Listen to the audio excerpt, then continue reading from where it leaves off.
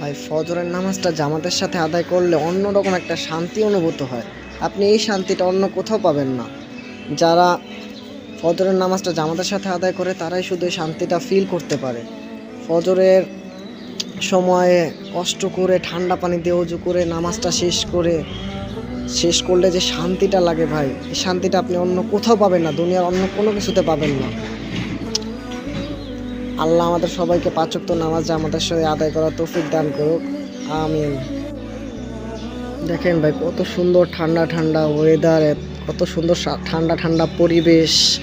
এই পরিবেশটা ভাই কাফের মুনাফিক মুক্ত, এই বাতাসটা কাফের মুনাফিক মুক্ত। এই বাতাসে ভাই অন্যরকম একটা পবিত্রতা কাজ করে, পবিত্রতা আছে যেটাতে অন্যরকম একটা শান্তি, মানসিক শান্তি কাজ করে। ভাই নামাজ পড়ার চেষ্টা করবেন, আশা করছি ভাই এর থেকে শান্তি আপনি দুনিয়াতে আর কোনো কিছুতে পাবেন না।